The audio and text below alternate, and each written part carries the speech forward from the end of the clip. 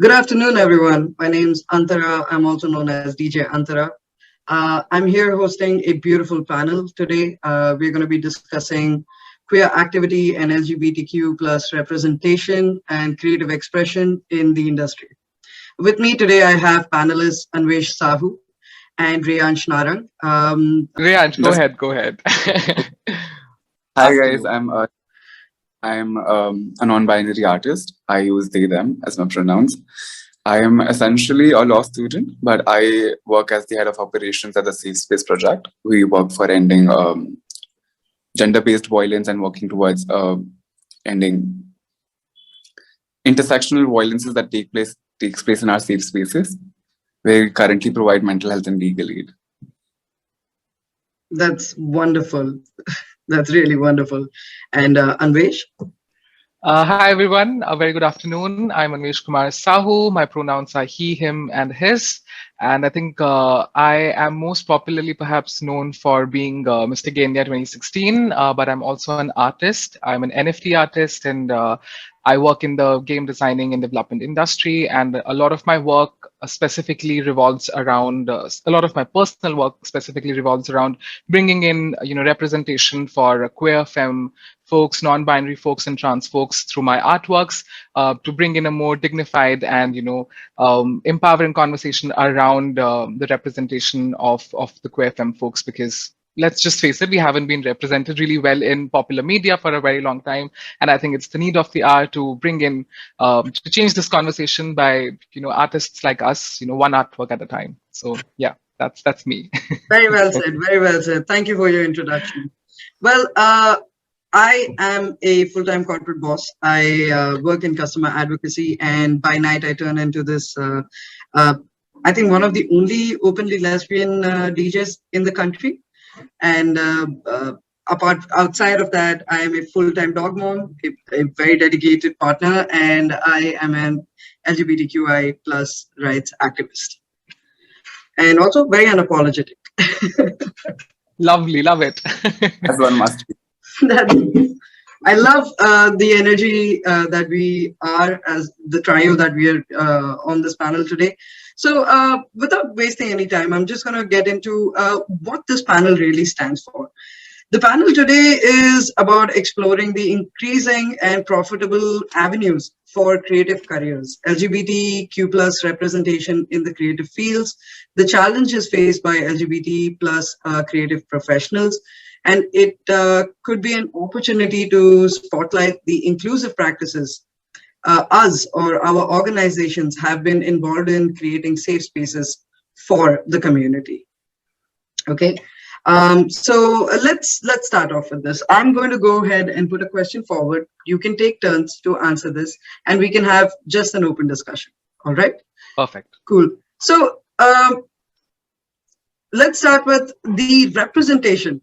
Anwesh already kind of like gave us a quick brief on that one. But what do you think where we are today since the decriminalization took place? How the representation in creative fields has really come forward? Okay. I think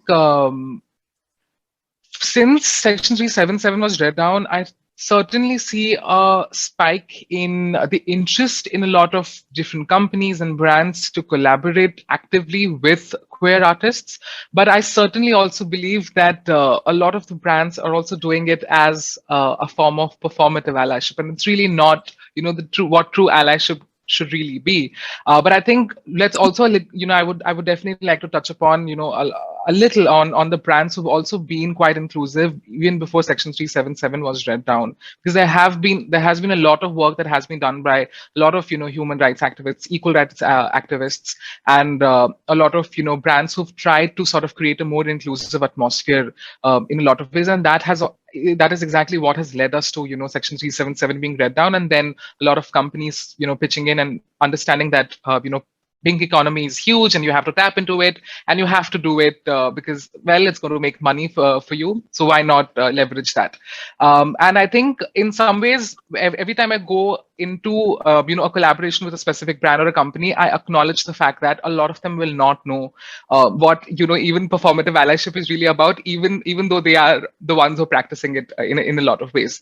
And I think for me, it has always been the narrative that I go in my head is I'm not going to go and make them scared of queer folks. Let's just have an active conversation and make them understand what's going right and what's not going right.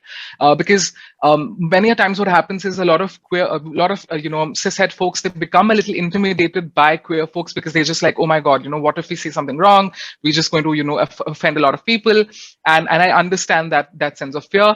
Of course, there are a lot of brands who understand that they are being they are practicing performative allyship, but they don't want to really break out of that mold. And I think in that case you can't really help it. But I think in terms of all the brands who are really trying to push the envelope, they sort of want to know more about the community. They want to know how they can help the community. I think that's sort of a role that I play whenever I go and collaborate with someone. And I think that is exactly what is going to make them come back to us as well. It shouldn't be a thing that we did it just because up in next 5 years it's a trending topic. Let's just have a collaboration with them and forget about us. I want people to constantly come and collaborate with us because we have so much talent, and many a times I felt that we're perhaps better than a lot of cishet folks. I'm just maybe I'm delusional about it. But I will actively acknowledge my delusion perhaps in some ways as well. But yeah, I think I want them to actively collaborate with us, make us financially independent. And I have seen a lot of change because I became Mr. K India in 2016 in a pre-Section 377 being read down world. And I literally, Sushant and I, we would knock on every door to sort of, get our stories out. Media and publishing houses, we would just go and tell them, write email after email to them to let us, let our stories be covered by them. But there were very few independent journalist, media houses that actually covered our stories. But after Section 377 was read down, our phones were ringing, 24/7. We were on every major, radio channel. We were on a lot of mainstream, television channels as well, where we were now being represented perhaps in a little different way than we were, because obviously, earlier it was all about us being bumbling buffoons and just, token, queer character in a big boss house. But I think now we are more than that, and we are really, I do realize that there are a lot of brands who understand the value that we bring into their brand, and I want that to continue. Over to Reyansh. Yeah, so I very much agree to that. I think before 377, the entire queer lens was so cis-centered. I genuinely, I remember looking back to it, it feels so different. It feels like a different era altogether. With the creative spaces, very rightly said, Anwesh, directly put money into the intersections pocket. There is no better way to do it. You want your allyship, that's exactly how you do it. One thing I would like to really mention is that the allyship differs from banking economy, especially when you ask the queer person, how do you want to sell your product, instead of, oh, I know this stereotypical thing about your art sells, I don't want to do that. Because as Anwesh said, like, there's more to a queer person than what the pink economy wants you to sell as. Because I'm more than that, just as a token queer character selling my art or selling my skill.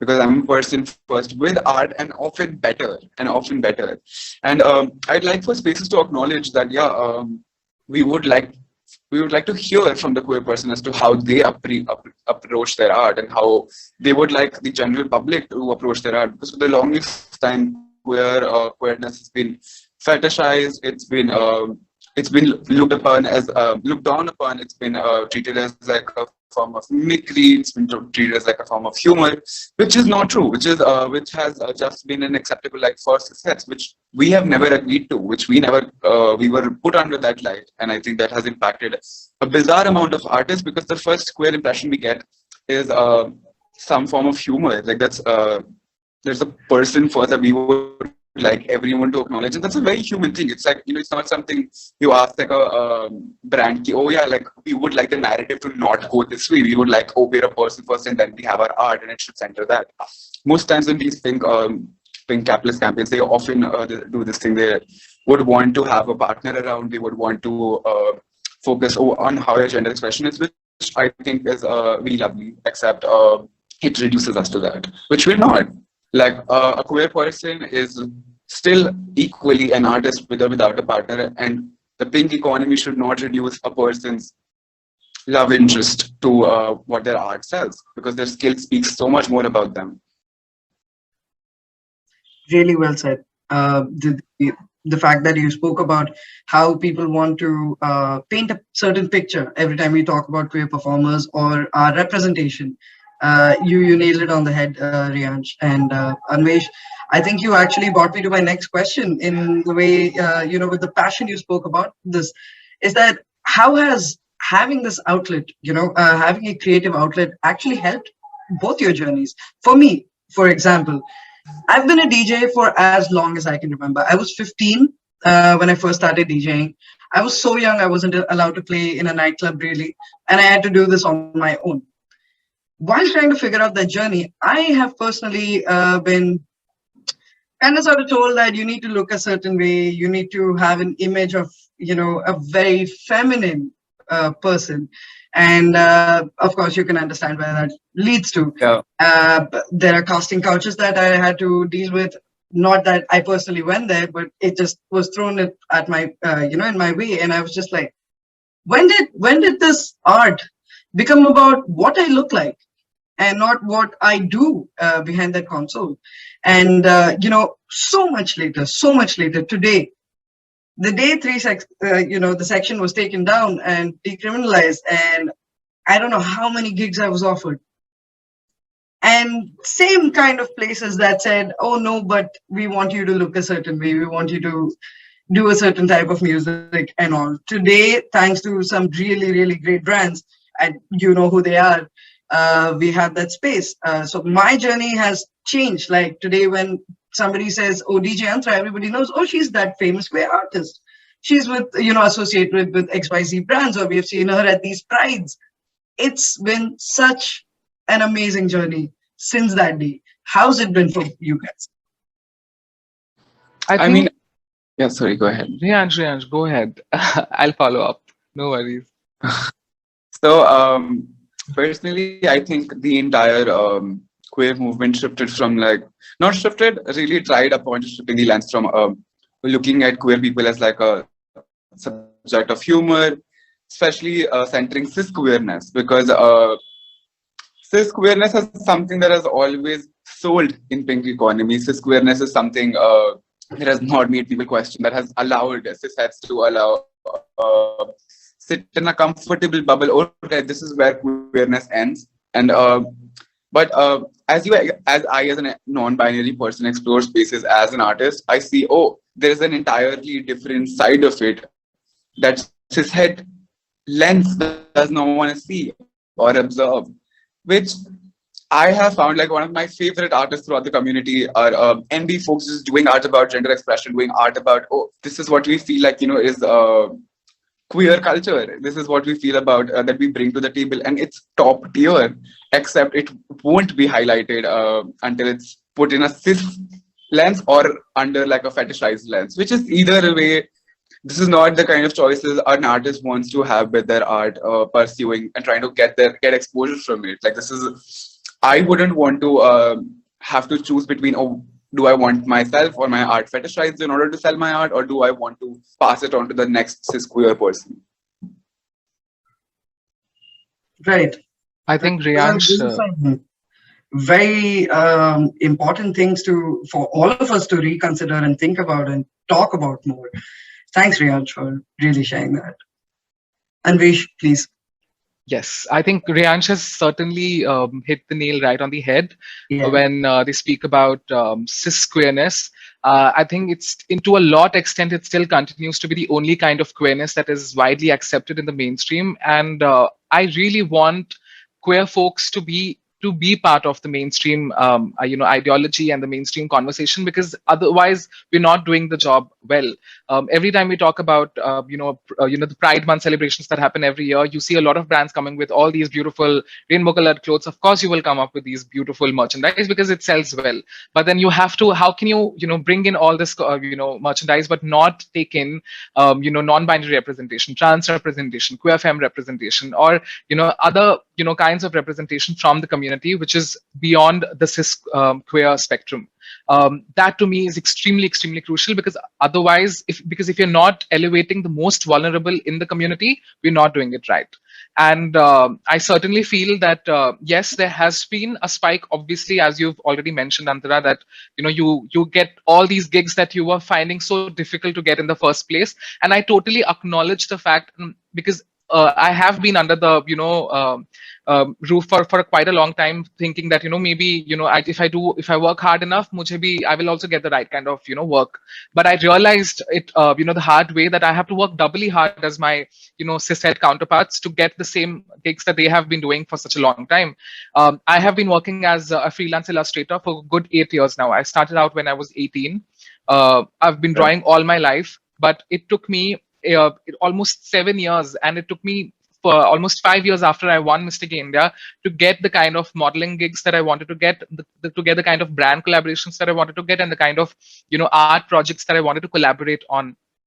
And I do think in a lot of ways, I think the technology around us is sort of also playing like a huge part in it. So say, for example, I'm making a shift now as an NFT artist, and I see a lot of greater and bigger opportunities come out because of that as well. So yes, I think, queer folks leveraging both art technology the right way can certainly, push us in the right direction. But yes, I think, even till now, I mean, I did in my recent collaboration with Bumble, when the videos went out, there was so much hate for my, femness. And in a way, I was like, okay, you know what? This is a good thing. It's a good thing that, because now I get to know the real picture. I'm not under the hood anymore, I'm not delusional enough to know that, okay, because I used to for a long time believe that, okay, maybe the conversation has changed, India has become a lot more inclusive. But then when your audience increases overall, you start realizing that, okay, there is a lot of femphobia, there is a lot of, this idea of men should be like men and women should be like the traditional idea of women. And that is where I feel is the bigger problem. And it's going to take a long time for us to really get, break out of that mold here in India, at least. And I have to, I work here in India. For me, it's very important to talk about contextual queerness and to talk about what's happening here. And I really want there to be more, and I'm glad that we as queer folks have been able to sort of push that conversation through our art. But I still think that there's only so much that we can do. There is only so much that brands can do as well. Brands will come and collaborate with me for one collaboration, but if they feel that there is a lot of femphobia and people are not accepting it the right way, then they will drop us out of the next collaboration. And that I have been a part of a lot of campaigns where I was taken and the ads were shot, and then they went live and there was a lot of femphobia and they were taken down. So that continues to happen even today. It happened with me only last year. So I think there really needs to be a lot of work that needs to be done around representation which is outside the cis queer umbrella. I'm really sorry that all of us have had to face this kind of an experience. It's not fair. We didn't deserve it. We went there to do our work with all our heart and express with all our passion. And there's this type of shunning away and this hate, this has to go. And I'm glad that there are people like us now who are really fighting that battle together. Leveraging the people with, we were talking about non-binary and the not so cis queer representation that already exists.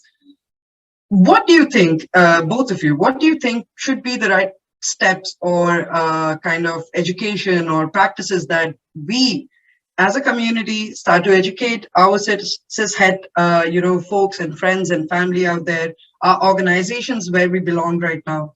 What do you think would really start making that curve? I think, Antara, in a lot of ways, I feel we as a community have been doing a lot for a very, very long time. The idea of queerness in India, even, in terms of the representation of the community or the existence of the community is not new. We've had people from, queer folks from the community who have been here for a very, very long time. You look at an 𝗃𝗃𝗀𝗃, who's been a writer in a mainstream newspaper for a very long time, since the 80s. He's been writing. There have been a lot of, we have, 𝗧𝗶𝗺𝗀𝗃 hish, who has been, a part of the queer politics of the politics in mainstream, culture since the 90s. And we do have a lot of people who are doing the right kind of things. They're writing a lot of, great stuff. They're trying to actively educate. We've had filmmakers. Onir has been making films for, years now, 20 years now, I think. Like, he's been making films for as long as I've been alive. Yeah, I think we've had a lot of great filmmakers, writers, artists doing a lot of great stuff for a very long time. Now is the time for us to talk about active allyship, because there is only so much that we can do as a community. We need allies to help us with this. We need people to come, join hands with us and talk actively about how is it that they can call out, homophobia, femphobia, when they are seeing it right in front of their eyes. How do they actively educate without, being angry? And I think that's very, very important for me. I've realized in the long run that if I'm angry and if I'm speaking something, people don't take me seriously. So I need to be calm and, composed and make them understand what the problem really is with this kind of, phobia for the community. So Right. Yeah, allyship is the way to be. So Reyansh, we were just talking about, how inclusive practices and steps need to be taken now towards making creative fields more inclusive. What are your thoughts on this? So I'm a firm believer of passing the mic. I think I, as a queer person, I don't want to be viewed as a queer person in a cishet lens. I want to put my points forward. I want to put my voice forward. Every time a creative space offers an artist, here, come here professionally and portray yourself, and gives you guidelines to be, they're hindering you, they're hindering your expression, they're hindering your performance, which is exactly something that, cis should be very sensitive towards about queer people's gender expression, about how comfortable they feel in an environment. I think if a space offering you to present yourself is catering you like a very cishet narrative, then what's the point of having like a queer representative? If they want to put our voices in a box and say, oh, this is the only way people will eat it up, I'd rather not sell it to begin with. That's not a space to sell. Second, I would like to mention that I recently worked with a person which was making a documentary about an NB person, and we sat through the entire thing, and the entire time we had to sit through, and me and my other non-binary friend, they were constantly being misgendered, which felt quite terrible. I was like, okay, how is this documentary about non-binary person while the entire script misgenders people? And this is often followed up by this cishet apology. Oh, I don't know better. And I sit there thinking, like, why am I as a queer person catering to this person to present me? Why is my voice not being taken into account? And I think that's something that's a huge part of where I would like to see some change in. I don't want to cater to a cishet lens anymore. I want to bring my voice forward, because we have queer people have a lot to say. They have thought through stuff. And I think the most radical thing a queer person can ever do in any environment, let alone an art space, is take space. Just be yourself. Just take space as much as you want. If you find a person making you uncomfortable or suggesting you something, say to their face, as Anwesh rightly said, this is the era where we take up space. We take that step forward and we tell them this is our space too. This is not the way we want to be viewed. And this is exactly where I'll set my boundaries are. Right. Yeah. The statement that you made, that we need to grab our space, is very correct. Very true. I think that we're making it evident now that, hey, you don't have to give us a space, we'll make our own. Very that. Yeah. I hope, what we're talking about is really heard, and people out there who want to, like you said, Anwesh, active allyship, and this, that we don't want to be looked from a cishet, lens. They understand that this is what we really need. We don't want you to put us in your regular way of looking at life, because that's what we're trying to break, the entire point of queerness is we're everything from your heteronormative thinking or way of life. Well said, both of you. Thank you so much for that lovely answer. What I wanna ask you directly is that how has having a creative outlet helped you with your journey so far? And what were the challenges or criticism, the obstacles, the hate, everything that came in the way of creating that creative journey? Reyansh, let's have you go first this time. So personally, I think I grew a lot with my art. I think I got to know myself more with my art, and that told me volumes about how I didn't and did want it to be. And it told me about how accepting my environment is, how welcomed I would be had I presented in an XYZ manner, because I can dress up like a man and like go cishet presenting, and I can literally feel just privilege around me. I can feel people wanting to accommodate me better because I present as a cishet man, which shouldn't be the case. A queer person shouldn't have to think, oh wait, my gender performance comes above my expression. And art personally really helped me explore what I actually felt like, what I was constantly told to hide out, or was constantly told to layer up, or it's an inevitable cycle that ends up normalizing the queer person gaslighting their own experiences, which often sends you down a spiral. I think art has really helped me pave a way throughout that and create a voice, because right now I'm a headstrong person. I have an irrevocable sense of who I am. I wouldn't change that for the world, let alone for my art, something that I personally have a very intimate relationship with expression.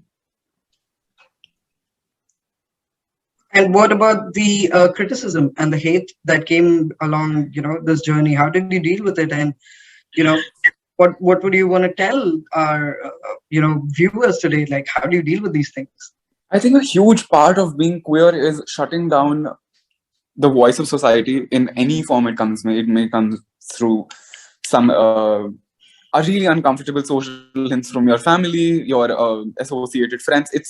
It's rather uncomfortable to bear through that, and I would not like to idealize that trauma. I would not say, oh yeah, the trauma and all the challenges have made me stronger. That's not true. I wish that the next generation of queers do not have to sit through that pain, do not have to sit through that questions.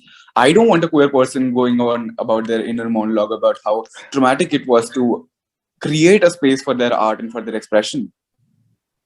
I want it to be catered to them. True. Yes, it should be handed out now. Yeah. Anwesh, your journey. Yes, I think Reyansh has very well said the fact that we want to be able to work towards a world where queer people don't have to go through trauma and then, take inspiration from that trauma and then create art. I really hope that, people, there are a lot of queer folks in the coming years who will look at, their happy past and create even more beautiful work, because in that process, some of us, triumph the trials and tribulations, but some of us also lose our ways.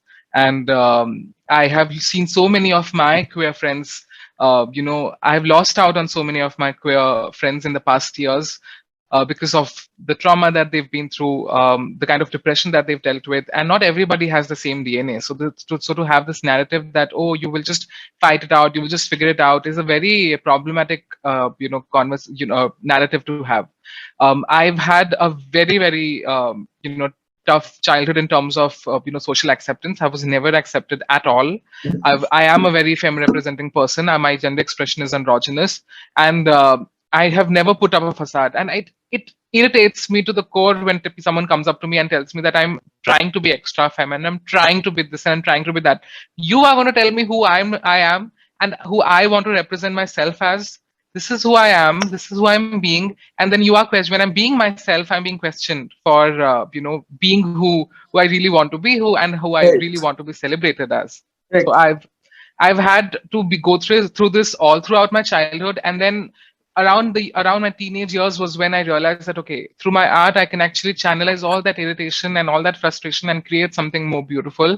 And started using like very, campy elements, drag, very outrageous, elements, a lot of beauty in my artworks, and started creating more and more queer people in my artworks. And that's, I think, been one of the best ways of even my Melanin Everyday series, which I'm currently, it's an ongoing series where I constantly talk about brown, femme, and queer folks, and being represented as gorgeous and beautiful and dignified and empowered. And these are terms that we have now never associated with queer folks in general.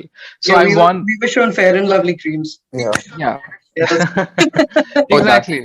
that's So I think there needs to be more of this, conversation happening, and I have, of course, seen a lot of that change happen. I think now is the time. I'm actually doing currently a collaboration, which unfortunately I won't be able to talk too much about. But I am doing this collaboration with a really, popular mainstream, TV channel, where I am creating something around the queer community with them. And I'm so happy that I'm finally getting to, like, when I was told about this collab, the illustrations, just came out of me like that, because I just knew what I wanted to create, and I knew because I've been working for this for so long.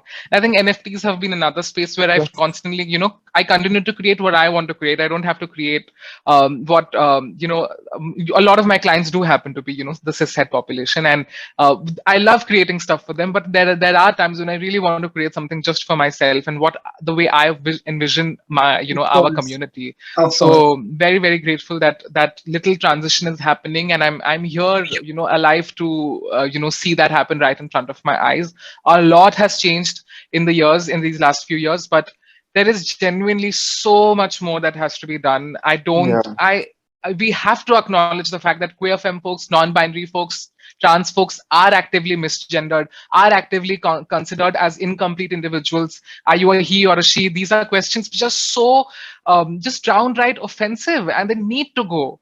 And I cannot, keep reiterating the fact that there is just such a long way for us to go and figure out a space where we are not considered as incomplete individuals, but beautiful, dignified individuals who deserve as much respect, who deserve as much as many opportunities and as much money to make from that makes our me work. think, that like I personally speak for myself here, that I come from like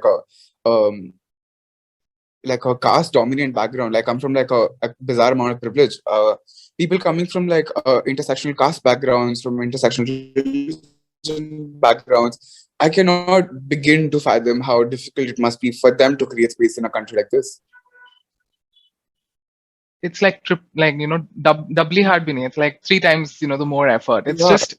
And we have to acknowledge that that's the bigger problem, that most of us don't want to acknowledge it. Even, a lot of queer folks who have the power sometimes, they don't want to acknowledge the fact that there are other queer folks who do have, other challenges to first overcome and then, start out. They're at, if you are at a 0, they're at a -10, and they have to come those 10 steps ahead and then reach at 0 and then take those 10 steps ahead. So there has to be a lot of, us realizing that a lot of us don't have that same kind of privilege, and we have to come together and help each other out. Every time I get an opportunity, I make sure that I reach out to another queer person in my community, in my circle, and give them that opportunity, because they deserve it and they have the talent.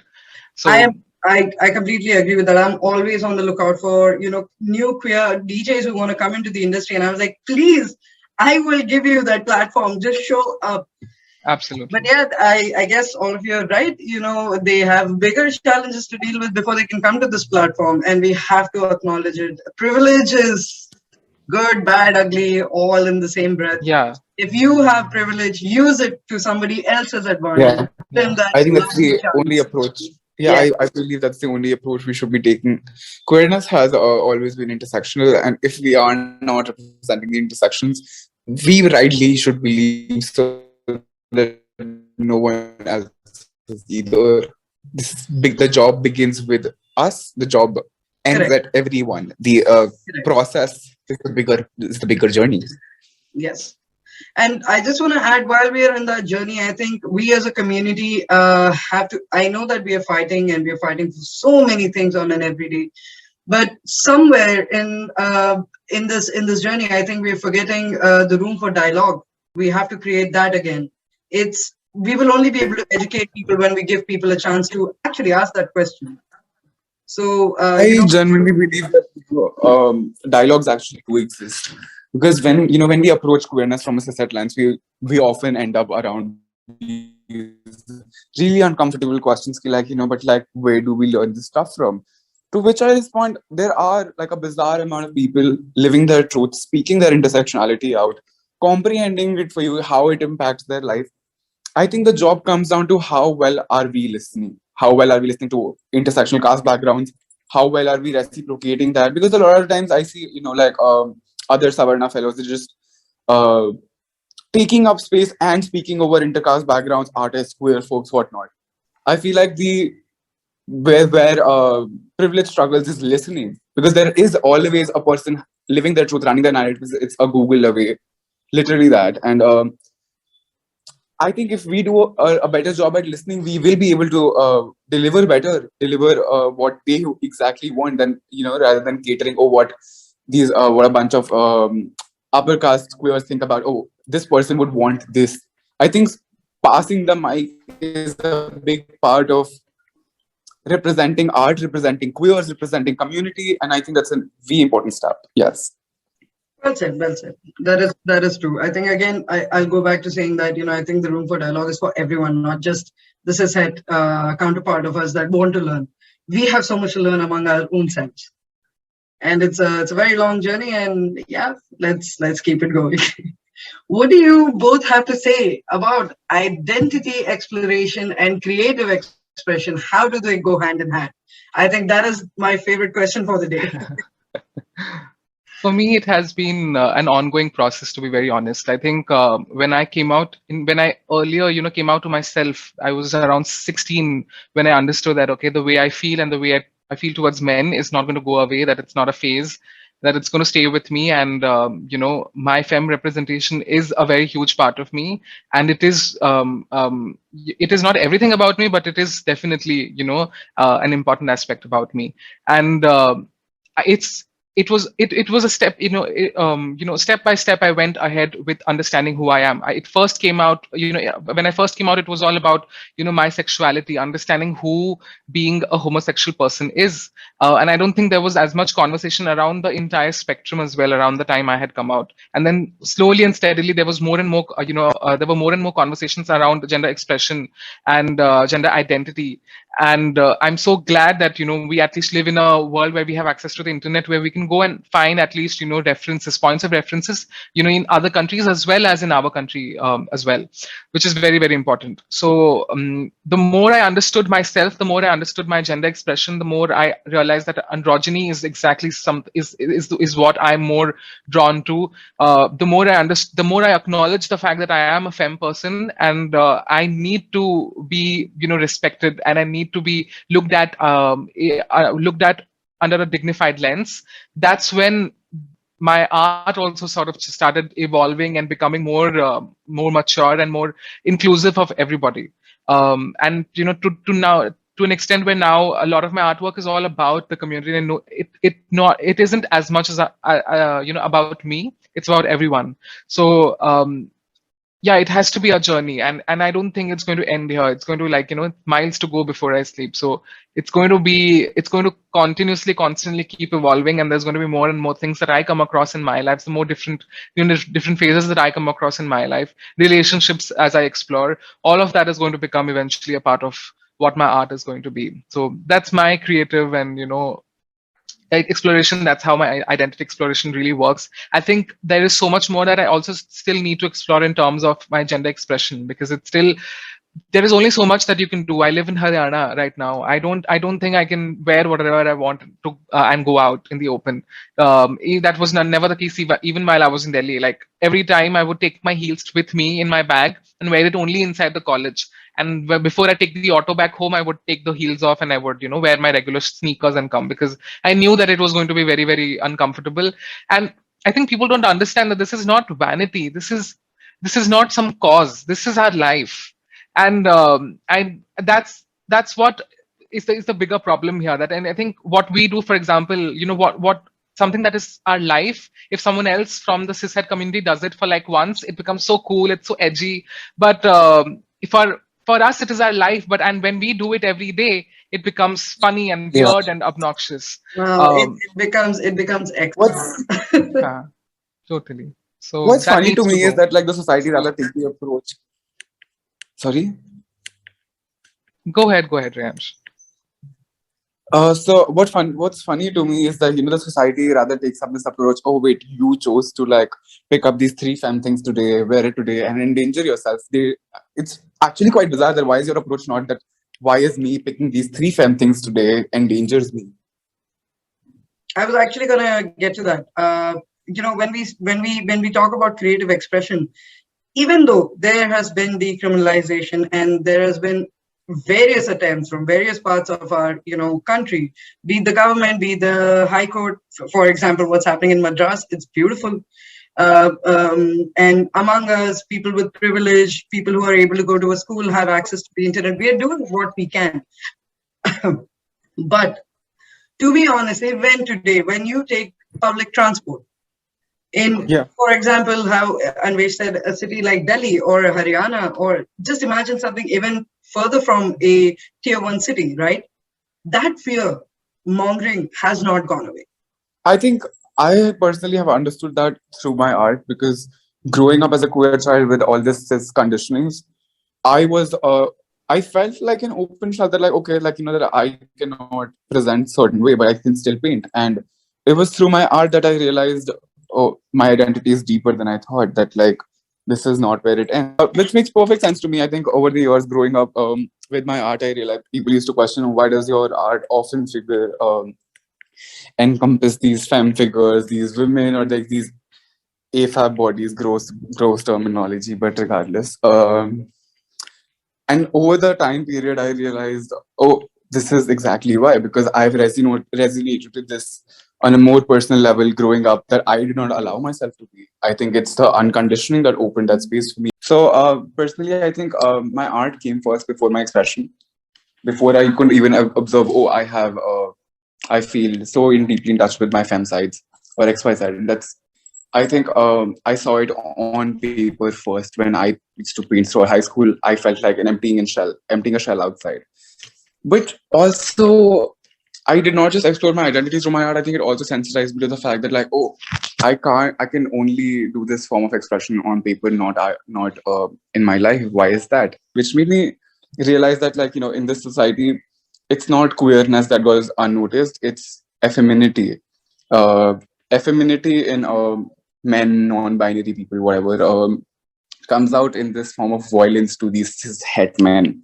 It directly attacks their egos at how dare a person be of this genitalia and still have this kind of expression, which I think threatens their male ego. But nonetheless, that's how I explored my identity. I could not have absorbed my identity without my art. I still look back to it. The only difference that I have personally seen over my art is that how refined and how unapologetic my tones have gotten, and I see it. And the artists around me, they speak, oh wait, I can see how shaky and femme your art was when you started doing art, and how unapologetic strokes you take when you do art now, which speaks volumes to me as an artist. Which speaks, oh yeah, I did struggle for that space at that point, but now when I paint an accurate picture of me. I paint exactly how I want it to be and proud of it. I'm so happy that we've all come to a certain part of our life today where we are able to be who we are, and unapologetically so. Well, with this, it brings us to the end of our discussion today. Thank you so much for being here and answering these lovely questions. Very important, very, very, very deep questions. Before we sign off, I just have one thing to say, that in a world full of hate, we have to create more space for love and acceptance and tolerance. Okay.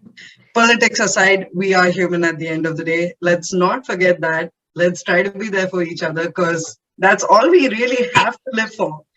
All our vanity is going to go. All the money you make one day is of no use. But this life, these couple of years that we have at hand, if we don't make memories, if we don't change the narrative of the world where we are, we have failed as a society, as a community, as people. Absolutely. All right. Thank you, Reyansh and Anwesh, for being here. Thank you, Pride Circle, for hosting this lovely panel. I hope everybody's enjoyed our quick chat. I know everybody is going to take something really valuable away from this discussion. Have a nice day, everyone. Thank Bye. you. Thank you so much for having us. Thank you so much Bye. for having me.